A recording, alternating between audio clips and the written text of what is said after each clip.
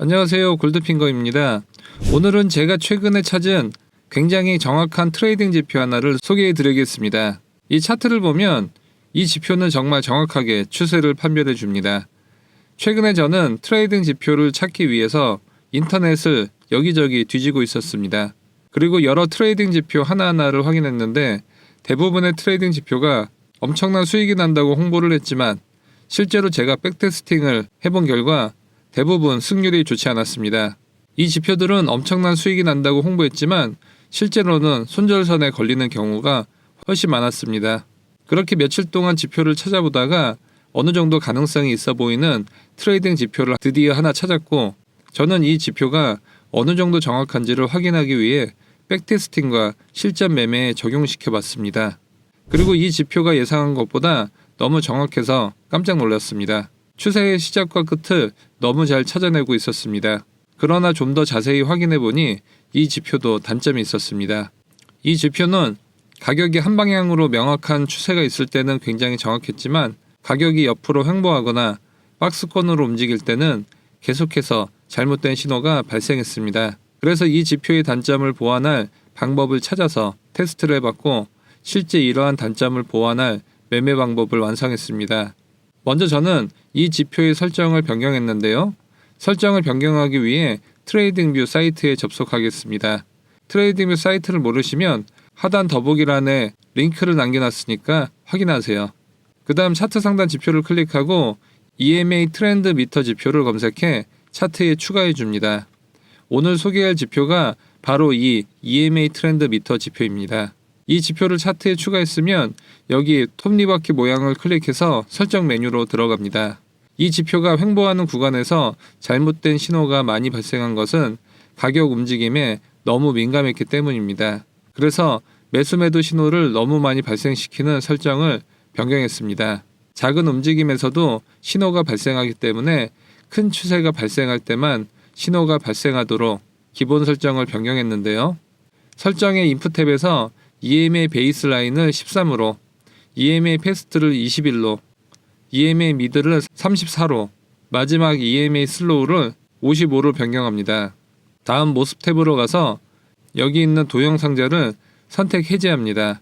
이제 이 지표의 단점을 보완할 수 있게 설정을 마쳤습니다. 그러나 여전히 문제가 남아 있습니다. 지표의 민감도를 낮춰서 추세가 발생 가능성이 클 때만 신호가 발생하도록 설정했지만 시장 횡보 시에 여전히 신호를 주고 있습니다. 그래서 이 문제를 해결할 방법을 찾기 위해서 추가적인 지표를 한 개 더 사용했습니다. 그 지표는 바로 스토캐스틱 모멘텀 인덱스입니다. 지표에서 스토캐스틱 모멘텀 인덱스를 입력하고 차트에 추가합니다. 그 다음 지표의 설정에 모습 탭에서 스토캐스틱 모멘텀 지수의 색상을 흰색으로 변경하고 불투명도성을 100으로 높입니다. 이제 차트에 두 개의 지표가 있습니다. EMA 트렌드 미터 지표는 추세를 판단하기 위한 것이고 스토캐스틱 모멘텀 인덱스는 가격이 횡보 구간에 있는지 아닌지를 확인하기 위한 것입니다. 그럼 두 지표를 활용한 완벽한 실전 매매법을 지금부터 알려드리겠습니다. 이 매매법은 백테스팅 한 결과 1시간, 4시간 또는 일봉 차트에서 잘 맞았습니다. 여기에서는 4시간 차트를 사용해 설명드리겠습니다. 본격적으로 설명드리기 전에 24시간 편리하고 안정적인 수익이 가능한 슈퍼트레이더 자동 매매봇을 사용하고 싶으신 분들은 더보기 또는 고정 댓글 확인 후 문의해 주세요. 이 매매 전략은 초보자도 따라할 수 있을 만큼 매우 간단합니다. 먼저 롱매수 포지션 진입 조건은 EMA 트렌드 미터 지표의 3개의 선 모두가 초록색이어야 합니다.